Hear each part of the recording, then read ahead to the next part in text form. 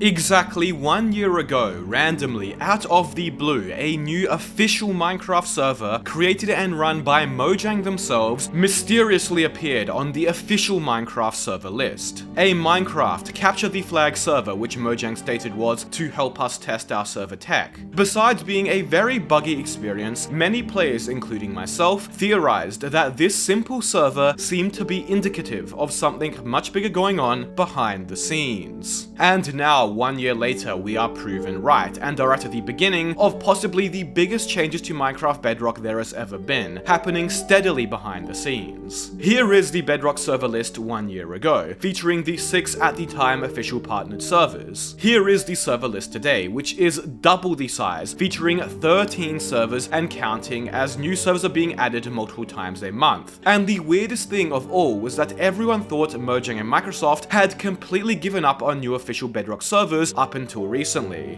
What happened, and more importantly, what is to come in the future? To understand that, we'll need to go back 1 year. The Minecraft Bedrock servers that existed at the time either had been there since the official Minecraft server system was first announced back in 2017 and 2018, or were added not long after that. Besides one server called Enchanted Dragons, added in 2024, there hadn't been a new addition to the Minecraft server list for many years, and it seemed abandoned. Mineplex's current owner at the time, Samito, in an interview told me of his struggles trying to get Mineplex's Bedrock server back online, to which after over 2 years of back and forth with Mojang, never even ended up happening, ultimately concluding that he wouldn't be surprised if there wouldn't be any new official Bedrock servers for quite some time. Turns out a department shift had happened. A lot of things were all over the place. I can't tell you the exact things that were said to me there. What I can tell you is that it left us very confused. We were told something that really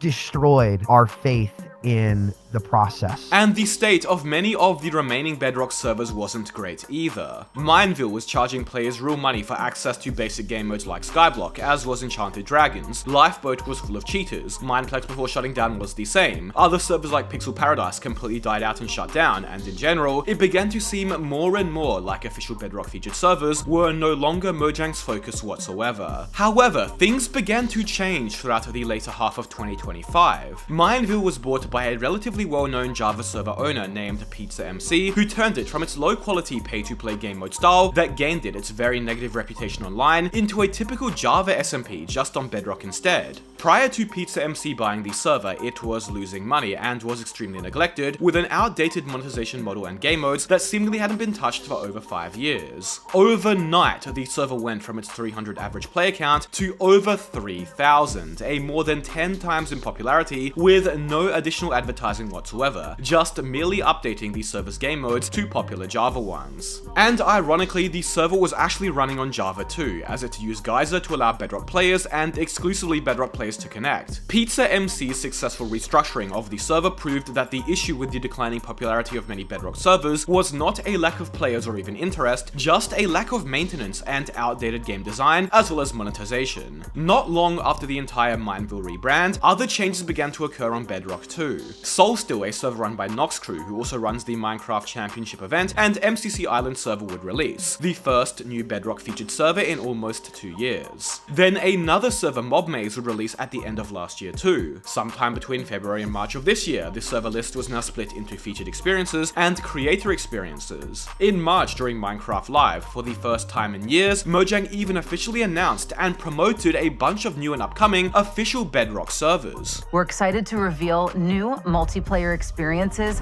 Let's take a look.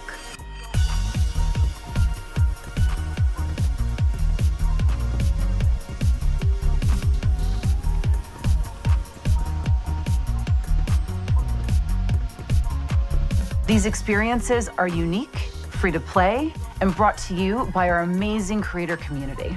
You can try out Solstill and Mob Maze right now in Bedrock. Then, Mega SMP, also run by Pizza MC's company in PvP, would be added a week later in late March, as yet another featured server alongside Gen Wars 2 months later. And in July, just last month, Dimension Clash, One Block Online, and Treasure Hunt were all added too. 3 new servers in 1 month. What was going on? If you look at the Minecraft wiki page for Bedrock featured servers, you can see that there is more changes and activity this past year year, even just these past few months, than there was for the first 8 years of the featured server list's existence. Why out of the blue have all these new servers been added after it's seeming like Mojang and Microsoft didn't care about featured servers anymore? Well, to understand that, we actually have to look at some of these new servers, as there is a trend that's very much present here. But first, do you want to play Minecraft with your friends easily, since Mojang already removed that feature from the game, but don't know where to start? Well, let me show you how I did just that with this video sponsor, Godlike Host. Godlike Host offers a variety of Minecraft servers for a variety of different needs. But why buy a server with them, you might ask? Well, not only do their servers have DDoS protection and low latency with servers all over the globe, but they also feature powerful Ryzen 9 9950X3Ds and NVMe SSDs, ensuring every server runs super smoothly. Here are some of the plans Godlike Host offers, which provide a variety of different options for different needs and players. Here I've chosen the Godlike plan, which I'll need to run my long-term survival world with friends. First, after selecting the plan, I'll make an account and log in. Then I can select the payment type, the server location, and the server type all very easily with just a few clicks. I can then also enter my code EPIC to get 75% off the server, bring the price down to $1 per gigabyte of RAM. And then we are basically done. We can turn the server on in the control panel, and it is now active and ready for me to use, as you can see me online my survival world here. Thanks to Godlike Host for helping with this video. Be sure to use code EPIC and check them out using the link below. Mega SMP is one of the biggest of the new servers, seeing around 3,000 to 5,000 players daily. It's essentially one gigantic survival PvP server, and if you look at the chat, the features around spawn, the commands, the player economy, and more, you might see that it reminds you of something, a typical large Java SMP, somewhat similar to the Donut SMP. Then, if we look at One Block Online, which is seeing around 10 to 15,000 players daily, making it only behind CubeCraft and the Hive in terms of size, we can see that it's literally just a server focused around one of the more popular game modes on Java servers right now. Mineville has also seen some additional changes, buying and merging with another server called Zeka, now known as Mineville Zeka, seeing about 3,000 to 4,500 plays daily. Not only does Mineville run two very typical Java game modes, Earth SMP and Prisons, but also a very popular practice game mode, which by itself sees 2,000 to 3,000 players concurrently. And if you join it, you will see that it's almost identical to a typical Java PvP practice server. You can queue up to 1v1 another player in a bunch of random game modes, even including an in-game ranking system and more. And what's even more interesting is it's not just the new servers that are changing. Existing ones like Enchanted have also completely changed. I made a full video about that here not too long ago, but the gist of it is, Enchanted Dragons, as it was originally known as, was a pay-to-play RPG server centered around dragons. However, now if you join the server, which sees about 10 times as many players as it used to, it has all your typical Java game modes instead, with their original Dragons game mode somewhat hidden in the corner. You can even look at the monetization of these servers and notice the changes. Rather than selling random cosmetics, many of them now have your typical Java server monetization, where they sell ranks with advantageous perks and goods, as well as crates. Except because gambling is actually properly defined and banned on Bedrock partnered servers, these crates are instead non-RNG, called bundles instead, where you essentially see what you will get and can pay to unlock the next thing over and over until you have unlocked everything within it. These servers generally release these bundles monthly, adding new collectible cosmetics and goods in each one, exactly as most Java servers do with their monthly crates or loot boxes, which also contain custom collectible cosmetics and other items that can only be obtained exclusively that month and never again. The bigger established servers like the Hive are even beginning to make some changes in the direction of Java servers too. Hive now has hot drops where they release exclusive cosmetics with special properties, of which only exist in limited quantities. Even some of the newer servers like Dimension Clash are sort of just like a slightly modified and more immersive version of Minecraft Skywars or Bed Wars. Treasure Hunt is literally just a Minecraft prison server, and Gen Wars is also a combination of Java Gen servers combined with some raiding and PvP elements. So what the hell is happening?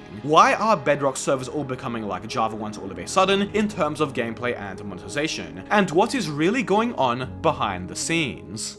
Well, I managed to get in contact with someone who works on Bedrock servers that asked to remain anonymous and gain some very valuable insights. So first of all, let's talk about the what. What has actually changed? Well, the main thing that's changing is your subscription status to the channel. I did a lot of behind the scenes discussion for this video, so subscribing would be much appreciated. No pressure, of course. Anyways, that Capture the Flag test server from last year was the big clue, as it was in fact testing Mojang's Bedrock dedicated server, or BDS software. But specifically from what I understood, the important thing Mojang were testing were running these servers in connected groups together known as gatherings. Think of it like a bunch of small identical servers that are all connected to one another that all do the same thing. The reason they were testing these servers in this manner is the key factor here. Many of you may not know that most of the existing Bedrock servers prior to these recent changes were actually Java servers using server-side mods such as Geyser that allowed Bedrock players to connect. These Bedrock servers were also hosted by the individuals running them at whatever data center or location they chose. So while they were technically Bedrock featured servers, they were actually natively Java servers using the same or similar server software all big Java servers use. However, now with Bedrock servers and gatherings, new featured Bedrock servers were being hosted at Microsoft servers themselves, by Microsoft. 6 of the new servers here are already running BDS, and as I was told, Microsoft is no longer accepting new partnered servers that are run using Java, or that are hosted at third-party locations. They want to work closely with new Bedrock servers now. The key strength of this system is scalability. The thing with Bedrock servers is that they have access to a lot more players than most Java servers do, as they are featured and thus promoted right inside Minecraft Bedrock server list. But most actually do not have the server capacity to support a large number of players. Mojang and Microsoft's goal with these new connected Bedrock servers called gatherings is to have a dynamic system in place that can accommodate as many players as is required.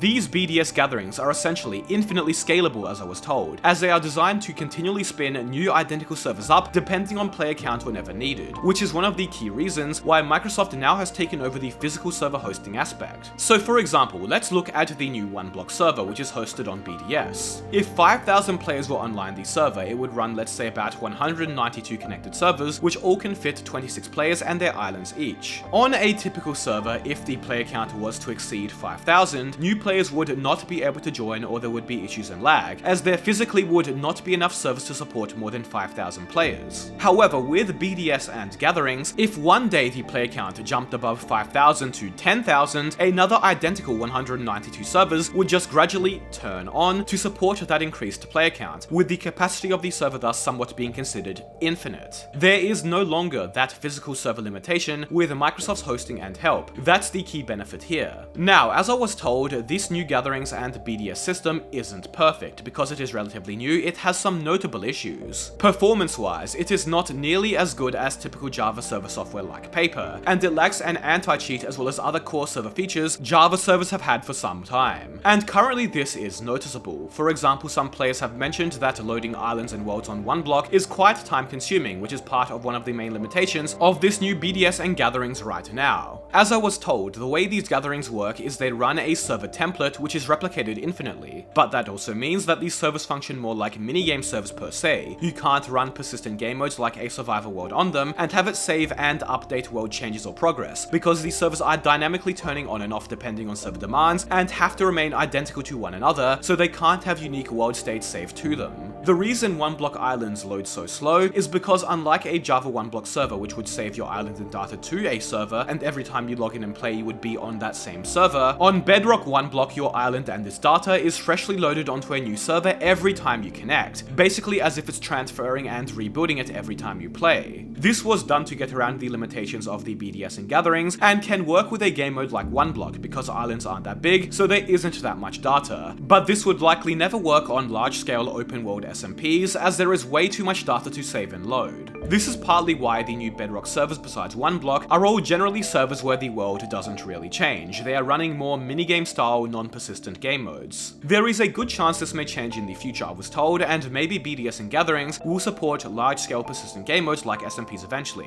but for now, that is only really possible on the previous third-party Bedrock servers who are using their own different server software running off Java. Another limitation with these BDS gathering servers is that because Microsoft is much more involved, they're also much stricter with moderation and the addition of new mechanics to the server. Microsoft's safety audits and requirements have meant that some of these new servers have to disable lots of mechanics for accounts that are considered kids, and Microsoft must approve every detail of these servers, monitoring them significantly more. This can be limiting in what kind of gameplay and monetization these servers can offer, that's for sure, especially because moderation on Bedrock is so much tighter than Java. That being said, the limitations of BDS and gatherings right now might be worth it for the upsides that come with it. Mojang are currently more heavily promoting these servers with advertisements in-game that pop up as soon as you open Minecraft, promotion promotion on official social media and even within Minecraft Live, as we saw earlier, and they are featured higher and more promptly on the server list too. This is basically more advertising and exposure than every Java server in the world gets, and ensures that these servers will never have to spend a dime promoting themselves, compared to how many Java servers have to spend thousands, if not tens of thousands of dollars per month to do so.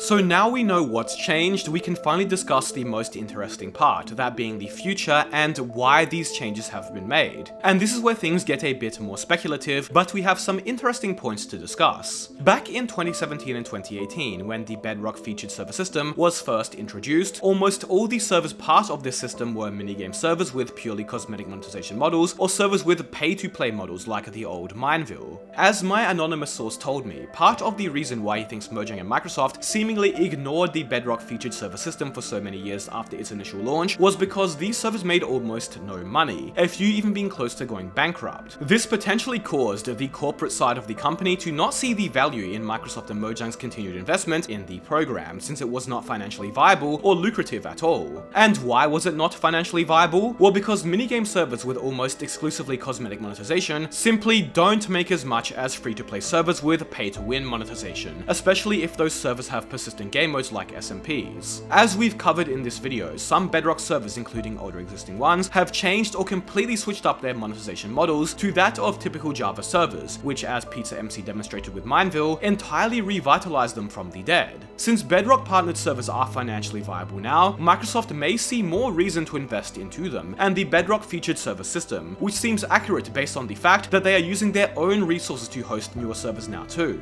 Then again, this could all be unrelated, and it could also just be a case of Mojang and Microsoft not knowing what to do with the featured Bedrock server system when it initially released, and were spending time developing their gatherings and whatnot, which took a few years to get funding and approval, but we don't know for sure. What we do know for sure is that Microsoft and Mojang see a bright future for Minecraft Bedrock servers, and are clearly investing time, resources, and money back into it for the first time in almost 8 years. As I was told, Mojang is now a lot more open to accepting new Bedrock servers, provided they are using BDS in gatherings. Anybody who is a marketplace partner can now apply, significantly better than what the situation was before, whereby you had to know somebody to even get the chance to become a Bedrock partner. The source I talked to mentioned he wouldn't be surprised if there were 100 official Bedrock featured servers by the end of 2028, about 2 years from now, with there being a few more to come by the end of this year too. And honestly, this all seems really good and exciting. While I of course would love if Java multiplayer could see some of that attention, any attention at all to the Minecraft server scene by Microsoft and Mojang is a good sign, especially because at least on Bedrock, Mojang do not allow any forms of paid gambling, so all these servers are monetized much more ethically than many Java ones. I think that it's likely a bit too optimistic, but I do think that if Microsoft's investments into Bedrock servers continue succeeding as they are, they might see the value in also investing or at least making some changes to Java server scene. At the end of the day, even if they don't, Microsoft's actions over on Bedrock have been great and very positive from what I've been told, and that is something that should be commended. Be sure to subscribe if you enjoyed the behind the scenes insights in this video. Thank you all so much for watching.